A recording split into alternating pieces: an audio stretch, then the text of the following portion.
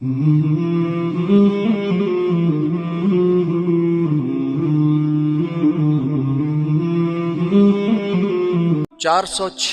میں آ کر شیعوں کی حکومت کو ختم کیا تغرل بیگ سلجوکی نے۔ سلجوک مسلمان ہوئے تھے محمود غزنوی کے دور میں۔ سلجوک ان کے بڑے کا نام تھا۔ تو ایک دفعہ محمود غزنوی نے سلجوک سے پوچھا، اگر مجھے تیری مدد کی ضرورت ہو تو کتنے آدمی پیش کر سکتے ہو؟ تو اس نے ایک تیر دیا، کہا یہ ایک تیر ہے میرا، کسی کو یہ تیر بھیج کر میرے علاقے میں بھیج دو تو چند گھنٹوں میں 1,00,000 تلواریں تیرا پہرا دینے کے لیے تیار ہوں، میرے پاس اتنی طاقت ہے۔ تو یہ سلجوک کی نسل میں تھا تغرل بیگ۔ اللہ تعالیٰ نے جب عرب زوال کا شکار ہو گئے اور ضعف کا شکار ہو گئے، جیسے بڑھاپے کا کوئی علاج نہیں، جب قوموں پہ زوال آتا ہے تو اس کا بھی کوئی علاج نہیں، پھر اور قوم کو جگہ ملتی ہے۔ جیسے بڑھاپا ایک فرد پہ آتا ہے، ایسے بڑھاپا قوم پہ آتا ہے۔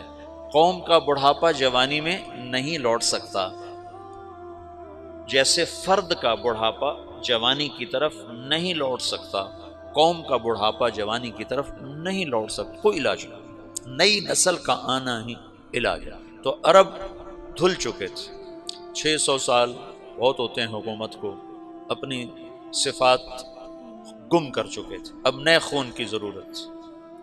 تغرل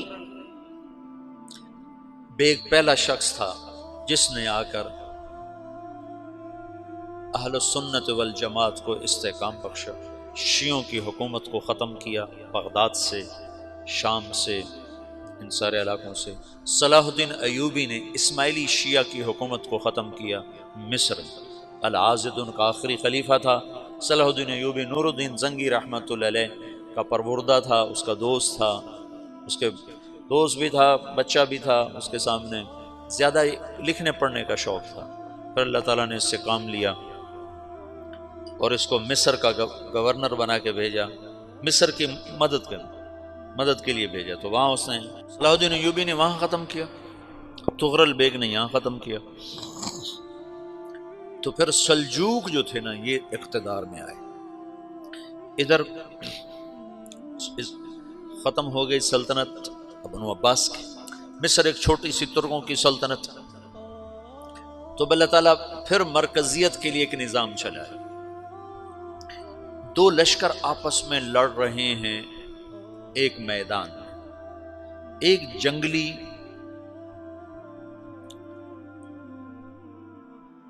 بدوؤں کا قافلہ، جنگل کے لوگ اپنے قبیلے کو لے کر، ایک جنگلی قبیلہ اپنے سردار کے ساتھ نقل مکانی کر رہا ہے ایک جگہ سے دوسری جگہ۔ اللہ کا نظام کہ یہ لوگ چلتے چلتے چلتے اس وادی میں پہنچ گئے جہاں جنگ ہو رہی ہے، دو لشکر آپس میں لڑ رہے ہیں۔ جب یہ وہاں پہنچتے ہیں تو ایک لشکر کے قدم اکھڑ رہے ہیں اور دوسرا غالب آ رہا ہے۔ ان کو نہیں پتا شکست کھانے والے کون ہیں اور فتح پانے والے کون ہیں، ان کو نہیں پتا۔ اس جنگلی قبیلے کے سردار کا نام بھی تغرل ہے، تغرل۔ تو یہ سردار کہتا ہے جو شکست کھا رہے ہیں ان کی مدد کرو، کچھ پتہ نہیں کون ہے، کہتا جو شکست کھا رہے ہیں ان کی مدد کرو۔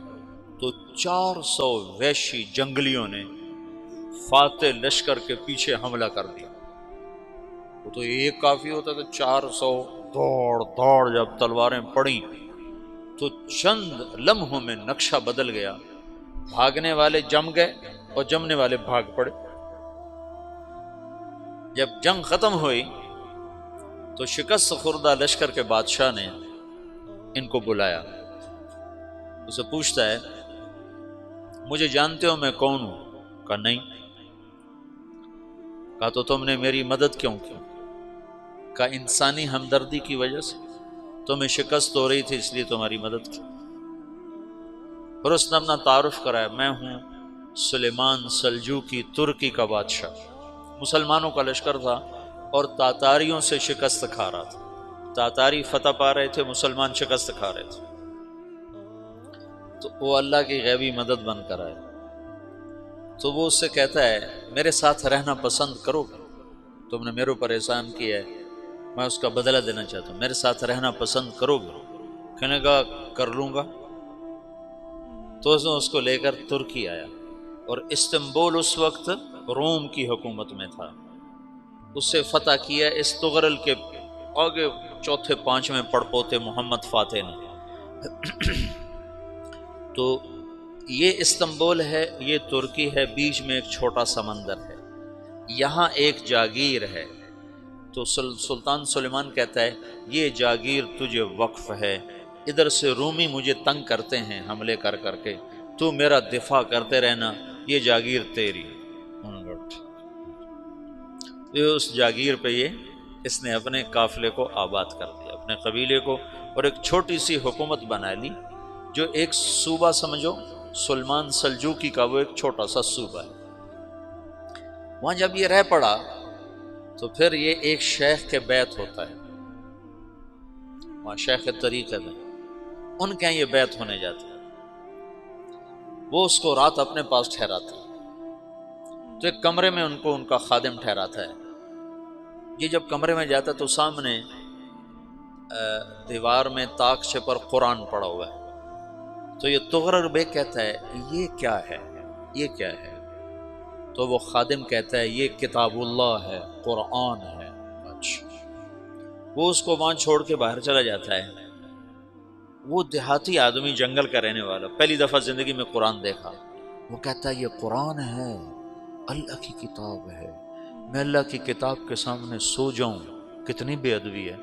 تو اس نے ایسے قرآن اٹھایا اور سر پہ رکھ لیا اور کھڑا ہو گیا، ساری رات قرآن سر پہ رکھ کے کھڑا رہا۔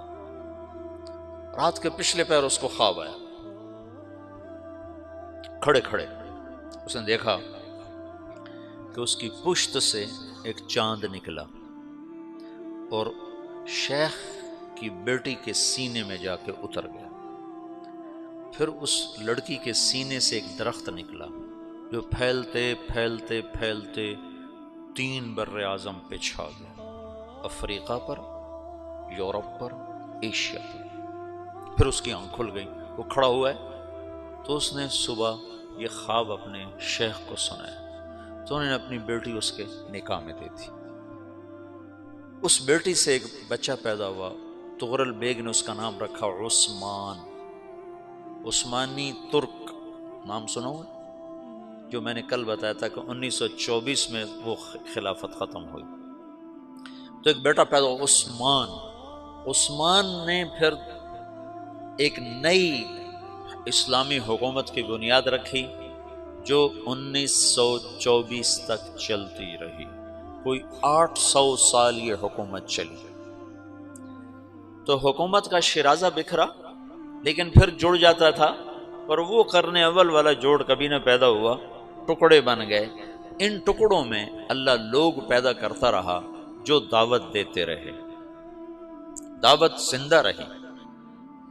جو تربیت کا نظام تصوف کے ساتھ تھا، اب وہ تبلیغ کے ساتھ